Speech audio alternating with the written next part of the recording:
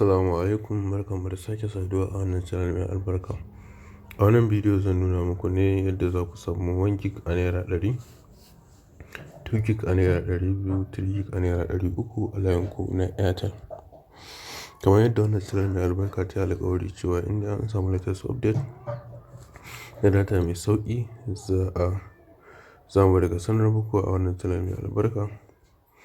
To yanzu ma dai ga basar an samu a layin Airtel za ka sayi 1 gig a naira 100, 2 gig a 200, 3 gig a 300. Idan yau ka fara ziyartar channel ɗin nan, muna da buƙatar ka danna subscribe, ka danna alamar subscribe da kuma alamar ƙararrawa domin samun bidiyoyinmu da zarar mun ɗora. Yadda za ka mallaki wannan data a layinka na Airtel shine za ka zo wajen dialing ne, za ka danna wannan code ɗin kamar haka yadda kuke gani. Wannan shine code ɗin da za ka danna domin mallakar ita wannan data a layinka na Airtel. Kana danna kamar haka yadda kake gani, gashi nan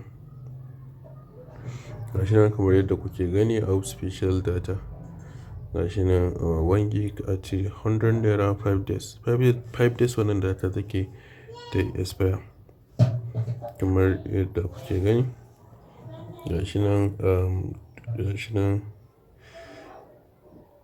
Gashi nan lamba 3 duk dai gashi nan shine 300, gashi sun sa special. Da ina da kuɗi a wannan layin nan take za su bani dama siyan ita wannan data kamar yadda kuke gani. To mun gode da kallon wannan bidiyo da aka yi. Wannan dai ita ce takaitaccen hanyar da ake bi a samu ita wannan data mai sauƙi. Gashi nan *312 *561. Kana danna wannan code ɗin, ka danna kamar haka direct sai ka zaɓi data da kake so. Idan 1 gig kake so kana danna lamba 1 kamar haka, kana danna za a baka 1 gig. Abin da ya sa basu bani ba, idan kuka kalla ba kuɗi a layin ne, gashi nan sun sa dear customer, you do not have sufficient airtime to buy this bundle, please recharging and try again, kamar yadda kuke gani. So muna da buƙatar a danna subscribe a wannan channel, sannan a danna alamar ƙararrawa domin samun bidiyoyinmu da zarar mun ɗora. Mun gode da kallon wannan bidiyo da aka yi.